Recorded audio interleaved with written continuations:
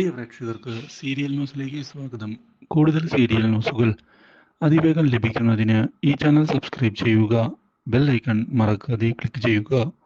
Video ഇഷ്ടമായി എങ്കിൽ like ചെയ്യാൻ മറക്കരുത്.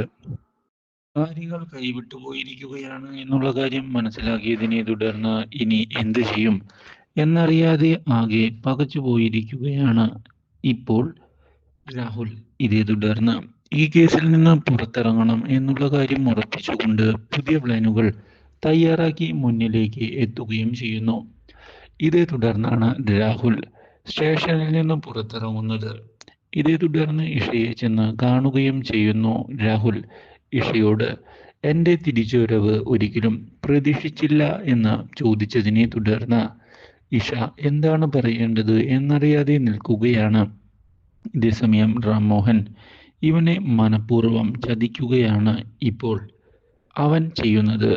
അഭിഷേക്, അവൻ്റെ മനസ്സിലിരിപ്പ് എന്താണ് എന്നുള്ള കാര്യം എനിക്ക് കൃത്യമായി അറിയാം. അതുകൊണ്ട് തന്നെയാണ് ഞാൻ ഇവൻ്റെ കൂടെ ഉറച്ചു നിൽക്കുന്നത്. അങ്ങനെ കാര്യങ്ങൾ വിട്ടുകളയാൻ തയ്യാറല്ല. എനിക്ക് കൃത്യമായ പ്ലാൻ ഉണ്ട്. അവനെ തറപറ്റിക്കുക തന്നെ ചെയ്യും. യാതൊരു ചതിയും അവൻ്റെ നടക്കുകയില്ല എന്ന് വ്യക്തമാക്കിക്കൊണ്ട് മുന്നിലേക്ക് കടന്ന് വരുന്ന റാംമോഹൻ ഇനി തിരിച്ചടികൾ കൊടുക്കേണ്ട സമയം ആയിക്കഴിഞ്ഞു എന്ന് അറിയിക്കുകയും ചെയ്തിരിക്കുകയാണ്. അവൻ മിടുക്കനാകണ്ട. അവനുള്ള തിരിച്ചടികൾ നമ്മൾ കൊടുക്കും.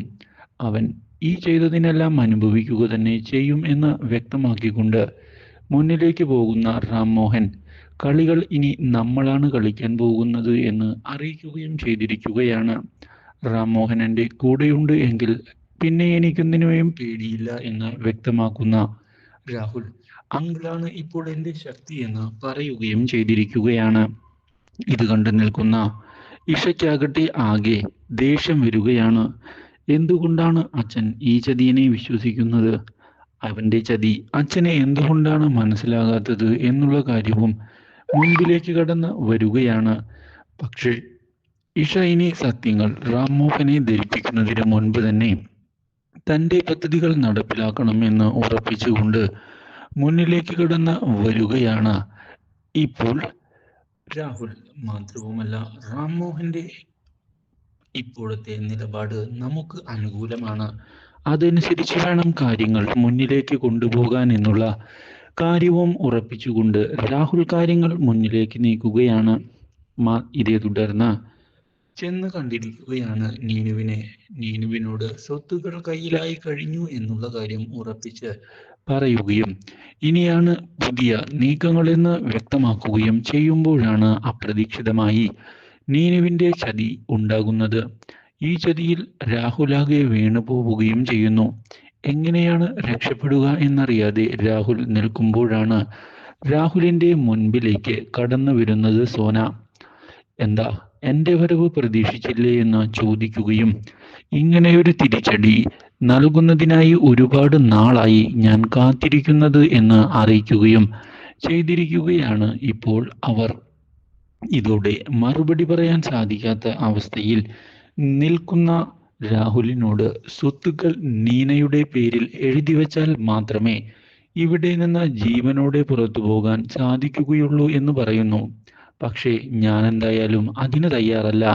ഇതൊന്നും അവൾക്ക് നൽകാനല്ല ഞാൻ നേടിയത് എന്ന് വ്യക്തമാക്കുകയും ചെയ്തതിനെ തുടർന്ന് എന്നാൽ നീ ഇവിടെ കിടന്ന് മരിക്കുകയേ ഉള്ളൂ എന്നുള്ള കാര്യം അറിയിച്ചിരിക്കുകയാണ് ഇപ്പോൾ അവർ. ഇനി വിട്ടുവീഴ്ച ഒന്നുമില്ല. നിന്നെ കൊന്നിട്ടായാലും സ്വത്തുക്കൾ സ്വന്തമാക്കും. അത് തന്നെയാണ് ഞങ്ങളുടെ തീരുമാനം. ആ തീരുമാനത്തിൽ യാതൊരു മാറ്റവുമില്ല എന്ന് ഉറപ്പിച്ച് പറയുകയും ചെയ്തതിനെ തുടർന്ന് ആകെ പകച്ച് പോയിരിക്കുകയാണ് രാഹുൽ. ഇതേ തുടർന്ന് നീനയുടെ മുൻപിൽ അടിയറവ് പറയേണ്ട അവസ്ഥ രാഹുലിന് എത്തിയിരിക്കുകയാണ്. ഒടുവിൽ രാഹുൽ ക്ഷമ ചോദിക്കുന്നതിന് തയ്യാറായി മുന്നിലേക്ക് വരികയും ചെയ്യുന്നു. എന്നോട് ക്ഷമിക്കണം എന്ന് പറയുന്ന രാഹുൽ സ്വത്തുക്കൾ എഴുതി നൽകാൻ തയ്യാറാണ് എന്നുള്ള കാര്യം അറിയിക്കുകയും ചെയ്തതിനെ തുടർന്ന് നീന അവനെ പൂർണ്ണമായി വിശ്വസിക്കരുത് എന്നുള്ള കാര്യം അമ്മയോട് തുറന്ന് പറഞ്ഞിരിക്കുകയാണ്. അവൻ നല്ലൊരു ചതിയനാണ്. അതുകൊണ്ട് തന്നെ അവനെ വിശ്വസിച്ചാൽ തിരിച്ചടി നമുക്കുണ്ടാകും എന്നുള്ള കാര്യത്തിൽ യാതൊരു മാറ്റവും ഇല്ല എന്ന് പറയുകയും ചെയ്തതിനെ തുടർന്ന് പുതിയ നീക്കങ്ങൾ രാഹുലിനെ ഞെട്ടിച്ചുകൊണ്ട് സംഭവിക്കുകയാണ്. Do like, share and subscribe.